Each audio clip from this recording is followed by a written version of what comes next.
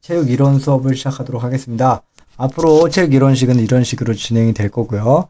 자, 오늘은 체력의 종류와 훈련의 원리에 대해서 알아보도록 하겠습니다. 자, 빨리빠르게 가도록 합시다. 일단 체력에 우리가 이제 막연하게 우리가 체력이 무엇이냐라고 했을 때 대답하기 곤란하잖아요. 체력은 크게 두 가지로 나눌 수가 있는데, 건강 관련 체력, 그 다음에 운동 기능 관련 체력으로 이렇게 두 가지로 나뉩니다. 자, 건강 관련 체력이라는 것은 둘의 차이는 뭐냐면 우리가 건강 관련 체력은 일상적인 어떤 행동 혹은 생활을 하는 데 있어서 불편함이 없을 만큼의 체력을 얘기하는 거예요. 예를 들어서 의자에 앉는다, 밥을 먹는다, 그리고 뭐 가볍게 달린다 이런 것까지 다 포함이 되는 거죠. 근데 나이가 들면 이런 부분이 굉장히 힘들어지겠죠. 따라서 뭐 할머니 할아버지들은 건강 관련 체력이 떨어진다라고 표현할 수 있는 부분이고요. 그다음 운동 기능 관련 체력이라는 것은 우리가 특정 스포츠와 관련된 를 잘하기 위한 체력이라고 생각하면 되는데, 그래서 넷볼이면 넷볼 혹은 피구, 사격에 각각 수영도 해당되겠죠. 수영에 맞는 각각의 요구되는 체력이 다르다라는 것을 우리가 인식하고 있으면 됩니다. 자, 그러면 봅시다. 다섯 가지가 있는데 건강 관련 체력은 근력은 우리가 아령을 뭐 5kg 들 수 있는지 10kg 들 수 있는지 더 큰 아령, 무게의 아령을 들 수 있으면 그게 더 많은 근력이 있다고 볼 수 있는 거고요. 그 다음에 근지구력이라는 것은 우리가 만약에 철봉에 매달렸다고 했을 때 밑에가 낭떠러지예요. 그러면 우리가 떨어지지 않기 위해서 버티겠죠. 즉 근력을 사용해서 그것을 얼마나 오랫동안 혹은 얼마나 반복적으로 근력을 발휘할 수 있는가라는 그런 능력으로 근지구력을 설명할 수 있습니다. 그 다음에 심폐지구력이라는 것은 우리가 이제 팝스에서도 많이 했었죠. 팝스, 왕복 오래 달리기 같이 어떤 특정한 페이스로 우리가 달리는데 남들보다 지치지 않고 더 오래 할 수 있는 능력, 숨차지 않고 더 유지할 수 있는 능력, 이런 걸 심폐지구력이 하고요. 유연성은 우리가 이제 다리를 찢거나 얼마나 다리를 찢을 수 있냐, 얼마나 앞으로 기울일 수 있냐, 이런 부분이 해당되는 거죠. 참고로 선생님은 유연성에 잘 안 좋긴 하지만 여러분과 같이 유연성을 기르기 위해 노력하겠습니다. 그 다음 체지방량이라는 것은 우리가 얼마나 정상이냐 비만이냐를 따지는 걸 얘기해요. 정상 비만 혹은 너무 말랐거나 이런 것을 체지방량이라고 생각하면 됩니다. 자, 운동기능 관련 체력은 여러 가지가 있는데 크게 선생님 세 가지로 나눴어요. 자, 순발력이 뭐냐면 여러분들 장민환 선수, 역도 선수 장민환 선수 아시는지 모르겠지만 역도 선수가 순간적으로 무거운 바벨을 순간적으로 위로 들죠. 그렇게 우리가 이제 근력이라는 건 아까 5kg, 10kg라고 얘기했는데 만약에 10kg를 내가 10kg를 드는데 한 10초 걸린다라고 한다면 장민환 선수는 그거를 0.5초, 1초 만에 들었다고 한다면 순발력적으로 봤을 때는 장민환 선수가 더 뛰어나다라고 표현할 수 있는 거예요. 자, 가로를 보면 알 수 있겠죠? 자, 그 다음 민첩성이라는 것은 우리가 이제 페인팅 할 때, 축구 같은 데 할 때 페인팅 많이 하잖아요. 농구 같은 거 페인팅 동작 많이 하는데 그것과 관련된 것이라고 보면 되는데 우리가 순간적으로 방향을 이동하면 그 상대방이 속죠. 속아서 엉뚱한 방향으로 가고 나는 또 그 페인팅을 이용해서 공격을 제기할 수 있는데, 이렇게 몸을 재빠르게 움직이거나 방향을 순간적으로 빠르게 바꿀 수 있는 능력을 얘기합니다. 다음에 형평성이라고 나와 있는데 평형성이라 나와 있죠, 그렇죠? 평형성이라 나와 있는데 요거는 우리가 이제 한 발로 눈 감고 서 있기, 그 다음에 닭싸움하게 할 때 우리가 밸런스를 잃지 않고 얼마나 오랫동안 서 있을 수 있는가, 그런 능력이 있는 사람들은 평형성이 뛰어나다라고 볼 수 있는 부분입니다.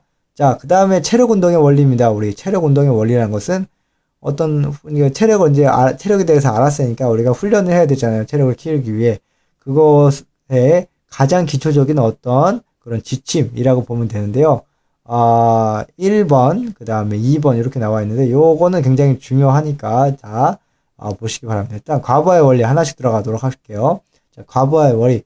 그냥 우리가 너무 힘들지 않고 그냥 하는 것보다는 내가 조금 더 힘들거나 이건 조금 이 정도 하면 다 다칠 것 같은데 라는 그 전 단계까지의 훈련 강도를 하지 않으면 체력이 향상되지 않는다는 것을 뜻하고요.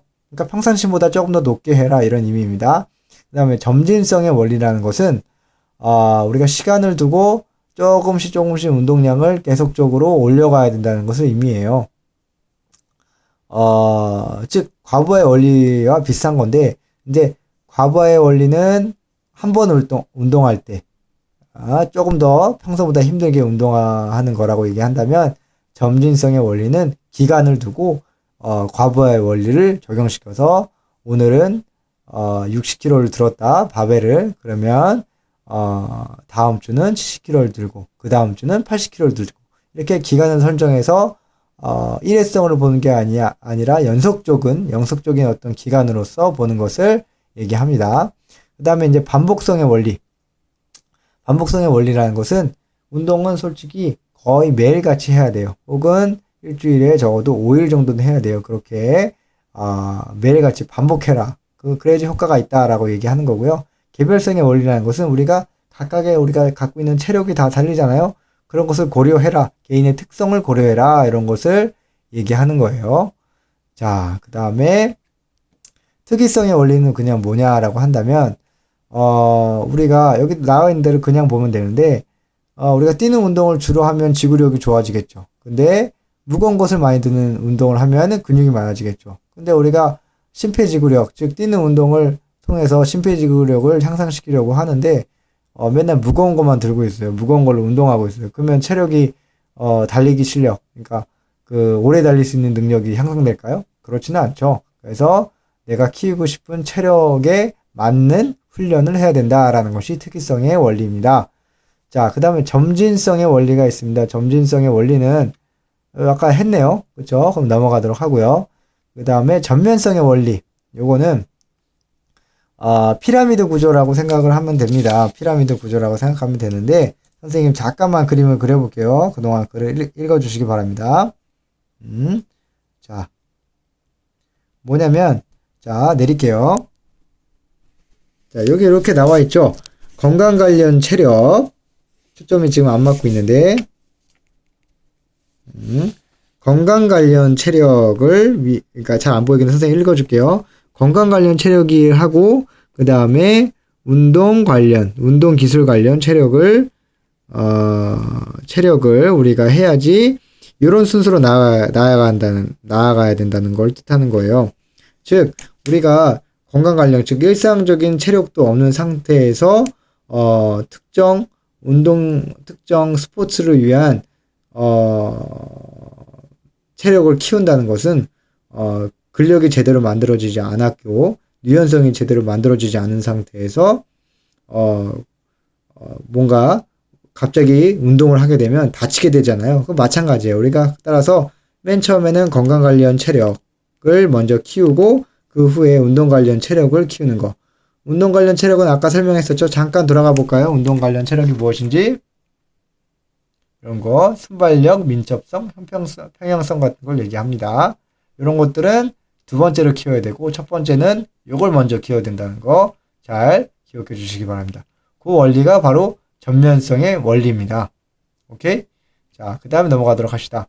자, 체력 훈련 계획지 이제 고려사항이 있어요. 질적 사항과 양적 사항으로 나와 있습니다. 일단 순위로 봤을 때는 질이 먼저 선택되어야 되고, 그 후에 양이 선택되어야 되는데, 자, 질이 뭐냐면, 질은 두 가지. 그 다음에 넘겨볼게요. 양도 두 가지가 있어요. 자, 요게 마지막입니다. 자, 질 두 가지가 있는데, 운동 종류.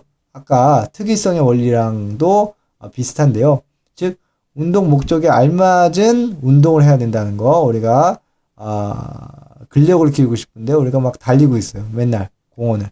그러면 안 맞죠? 그러니까 그런 것들을 잘 내가 키우고 싶은 체력에 맞게 선택해야 된다는 걸 얘기하고요. 그 다음에 운동 강도라는 것은 그 다음에 선택해야 될 게 운동 강도예요. 운동 강도라는 것은 우리가 아까 과부하의 원리를 얘기하는 건데, 얼마나 힘들게 해야 되죠? 아까 그쵸? 평소보다 조금 더 힘들게 해야 되죠. 뭐 심박수의 70%부터 90%로 나와 있는데, 그러니까 운동 강도를 내가 느끼기에 한 70에서 90% 정도로 운동을 해야지 체력이 키워진다라는 걸 뜻하는 겁니다. 내가 만약에 넷볼을 한다라고 한다면 운동 종류를 먼저 해야겠죠. 넷볼에서 필요한 것은 많이 뛰어다녀야 되기 때문에 일단 심폐지구력을 길러야 된다라고 한다면 운동 종류는 그거에 알맞게 공원을 뛰는 운동을 해야 될 것이고, 운동 강도는 내가 평소에 한 3바퀴 정도 뛴다. 그러면 오늘은 4바퀴 한번 뛰어보자. 이런 게 운동 강도가 되겠죠. 자, 그 다음에 양으로 넘어갔습니다. 양은 2가지로 나눌 수가 있는데, 운동 시간을 정한 후에 운동 빈도를 정해야 돼요. 운동 시간은 말 그대로 내가 30분 할 것인지 40분 운동할 것인지 이런 게 걸로 되는 거죠. 즉 보통 한 20분에서 40분, 여기는 15분에서 40분으로 나와 있긴 하죠. 자, 그 다음 운동 빈도입니다. 운동 빈도는 운동을 얼마나 자주 해야 되는지, 이거는 이제 일주일 단위로 따지는 거예요. 아까 운동 시간은 하루에 따지는 거고요. 운동 빈도는 일주일에 내가 몇 번을 할 것인가를 정할 수 있는 사항인 거죠. 자, 이해 가셨죠? 자, 수업은 여기까지로 하겠습니다. 이상입니다.